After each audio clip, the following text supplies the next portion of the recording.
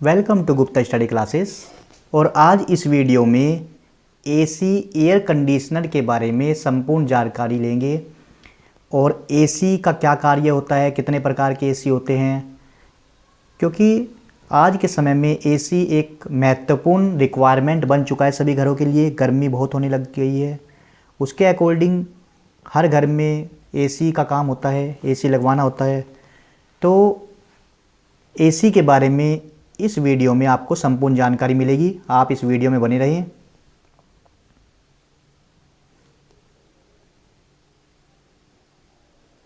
AC का full form, AC का full form air conditioner होता है। इसे हिंदी में वातानुकूलक भी कहते हैं। एसी हवा का कंडीशनिंग कर गर्मी के मौसम में कमरे को ठंडा करके आरामदायक बनाने के लिए उपयोग किया जाता है। ओके, एसी का फुल फॉर्म होता है एयर कंडीशनर। एसी होता क्या है? एसी एक इलेक्ट्रॉनिक उपकरण है जिसका कार्य कमरे में उपलब्ध गर्म हवा को ठंडा करके कमरे को आरामदायक बनाना है। वैसे एसी किसी कमरे के गर्म हवा को ठंडा ही नहीं बल्कि और भी बहुत सारा प्रोसेस करता है। एसी के नाम से ही पता चल जाता है कि यह एक इस प्रकार की मशीन है जो एयर यानी कि हवा को कंडीशनिंग करता है, उसको शुद्ध करता है और उसे ठंडा कम करके कमरे को आरामदायक बनाता है। एसी कितने प्रकार का होता है? एसी दो प्रकार का होता है, विंडो एसी और स्प्लिट एसी। तो विंडो एसी में आपका विंडो एसी को कमरे की खिड़की पर लगाया जाता है। इसके आधे हिस्से कमरे के बाहर होता है और आधा हिस्सा कमरे के अंदर होता है। विंडो एसी स्प्लिट एसी के मुकाबले अधिक आवाज़ करता है, परंतु ये एसी ऑन होते ही कूलिंग चालू कर देता है।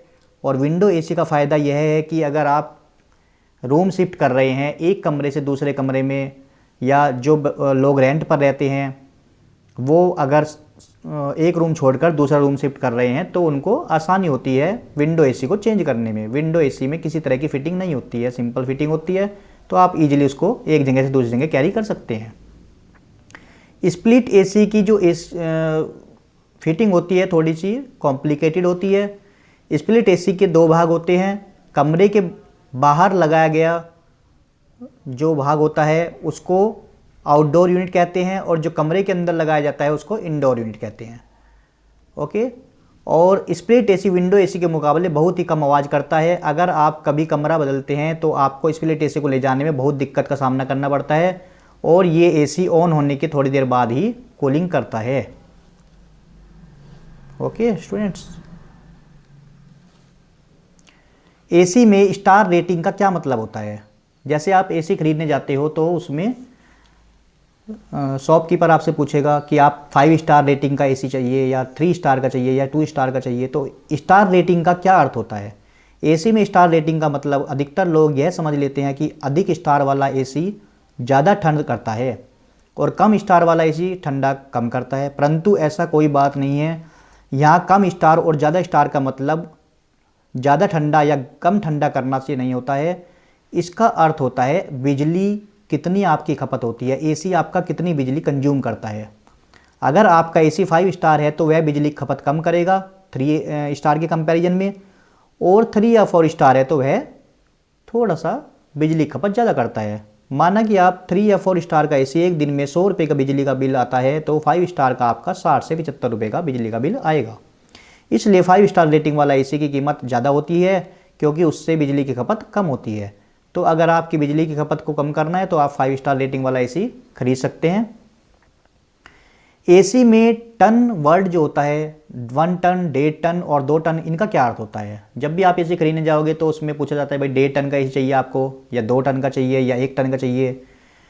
तो टन का अर्थ क्या होता है? जब भी आप दुकानदार से एसी देखने के लिए बोलते हैं तो सबसे पहले दुकानदार आपसे पूछेगा कि आपको कितने टन का एसी चाहिए।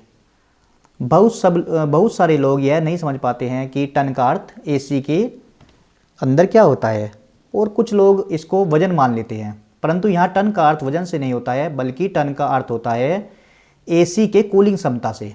जब हम किसी काम को करते हैं तो हमारी क्षमता कितनी होती है, हम कम या ज़्यादा कर सकते हैं। उसी तरह एसी भी अगर कम टन का है तो कम कूलिंग करेगा और ज़्यादा टन का है तो वो ज़्यादा कूलिंग करेगा।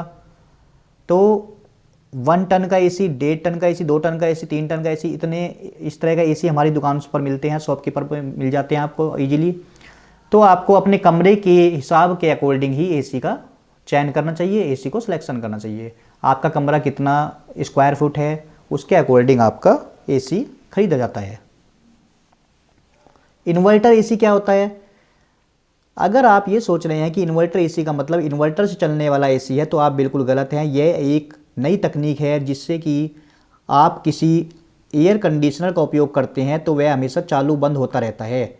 जैसे कि हम स्प्लिट एसी की बात करते हैं, तो स्प्लिट एसी में अगर आप 20 डिग्री पर अपने एसी को सेट कर देते हैं तो हमारा एसी कमरे का तापमान 20 डिग्री करके बंद ही हो जाता है, कंप्रेसर उसका ऑफ हो जाता है। और जब कमरे का तापमान 20 डिग्री से ज़्यादा होगा तो फिर कंप्रेसर ऑन हो जाएगा और एसी फिर से अगेन कंप्रेसर उसका वर्क करने लग जाएगा। इस तरह बार बार चलने और बंद होने से वह बिजली खपत ज़्यादा होगी, क्योंकि किसी भी उपकरण को अगर बार बार चालू या बंद किया जाए तो वह अधिक बिजली खपत करता है। जबकि इन्वर्टर एसी में नई टेक्निक का प्रयोग किया गया है। इसमें कंप्रेसर आपका ऑफ नहीं होता है, चलता रहता है, वह अपने आप को कम या ज़्यादा करता रहता है। यदि हमने कमरे का टेम्परेचर 30 डिग्री सेट कर दिया है तो इन्वर्टर एसी कमरे को 30 डिग्री तक ठंडा कर देता है और उसके कंप्रेसर बंद नहीं होता है, परंतु वह धीरे धीरे काम करता रहता है। और जैसे ही टेम्परेचर 30 डिग्री से कम होगा या 30 डिग्री से ज़्यादा होगा तो कंप्रेसर वहाँ पर फिर कार्य करने लग जाएगा, और लेकिन कंप्रेसर ऑफ नहीं होगा। इसी कारण इन्वर्टर एसी में बिजली की खपत दूसरे एसी की तुलना में कम होती है। यह आपकी बिजली को बचाता है, आपकी एनर्जी बचाता है। इन्वर्टर एसी या अन्य एसी की कीमतों के मुकाबले कुछ ज़्यादा महंगा हो जाता है। रूम के हिसाब से कितने टन का एसी खरीदें? किसी भी कमरे के लिए एसी की कैपेसिटी काफ़ी मायने रखती है। स्क्वायर फीट के हिसाब से अगर आपका कमरा 90 स्क्वायर फीट से छोटा है तो आपके लिए 0.8 टन का एसी पर्याप्त है। वहीं 90 से 120 स्क्वायर फीट वाली जगह के लिए 1 टन का एसी, 120 से 180 स्क्वायर फीट वाले कमरे के लिए 1.5 टन का एसी, 180 स्क्वायर फीट से बड़ी जगह के लिए 2 टन का एसी जरूरी होता है। एसी को अलग अलग स्क्वायर फीट के हिसाब से बनाया जाता है ताकि वो कमरे को ठंडा रख सके।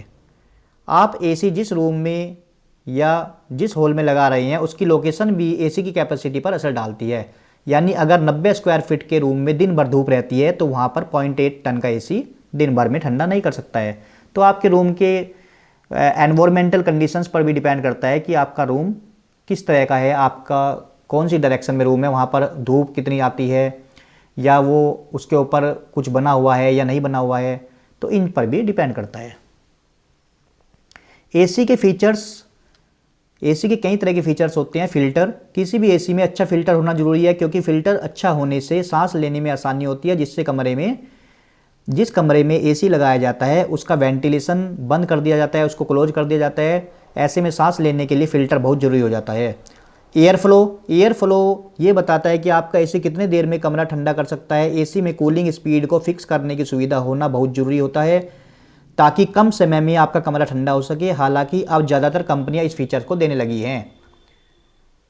स्विंग, एसी में स्विंग विंग्स या फीचर्स का होना बहुत ज़रूरी है। दरअसल जिन एसी में मल्टी फीचर्स स्विंग होता है वह कमरे के हर कोने में हवा दे सकते हैं। इस फीचर्स का भी कमरे में अगर यह फीचर्स होगा तो वह कमरा आपका जल्दी ठंडा हो जाएगा। टाइमर और सेंसर, ये भी बहुत इंपॉर्टेंट फीचर्स है, और इसमें भी आपका एसी खरीदते समय इस बात का ध्यान रखें कि टाइम और सेंसर उसमें हो। और यदि आप जैसे सोने जा रहे हैं तो आप उसमें टाइमिंग लगा दें 3 घंटे का, 4 घंटे का, तो वो अपने आप ही ऑटोमेटिकली बंद हो जाता है। और सेंसर का कार्य होता है जितने भी पर्सन्स वहाँ पर उस कमरे में हैं उनको डिटेक्ट करके उसके अकॉर्डिंग वर्क करना। तो ये बहुत इंपॉर्टेंट है सभी फीचर्स, इनको देखकर ही आप अपना एसी को खरीदें। और एसी के लिए वोल्टेज स्टेबलाइजर की भी जरूरत होती है। तो कितने टन के एसी के लिए कितने वोल्टेज स्टेबलाइजर की जरूरत पड़ेगी? एसी के साथ वोल्टेज स्टेबलाइजर का होना बहुत ज़रूरी है। इसके लिए यूजर्स जितने टन का एसी खरीद रहा है उतने ही पावर वाला स्टेबलाइजर भी होना चाहिए। अगर आपका एसी 0.8 से 0.8 टन का एसी है तो 2 kVA का स्टेबलाइजर होना चाहिए। 1 टन से 1.2 टन के एसी के लिए 3 kVA का और 1.2 से 1.6 टन के एसी के लिए 4 kVA का और 2 से 2.5 टन के एसी के लिए 5 kVA का और 3 टन से अधिक क्षमता वाले एसी के लिए 6 kVA का स्टेबलाइजर होना चाहिए। ओके, नेक्स्ट वीडियो में अब हम देखेंगे कि एसी का बिल किस तरह आप निकाल सकते हैं, आपका एसी का बिल कितना आता है, आप कैसे उसको देख सकते हैं। तो ये हम नेक्स्ट वीडियो में बताएंगे। Thank you. यदि आपको वीडियो अच्छी लगी हो, एसी के बारे में आपको कुछ जानकारी इसमें अच्छी लगी हो आप वीडियो को लाइक करें और चैनल को सब्सक्राइब करें और अपने सभी साथियों को ये वीडियो शेयर करें। और यदि आपकी कोई क्वेरी है, कोई क्वेश्चन है, तो आप कमेंट बॉक्स में लिख सकते हैं। Thank you.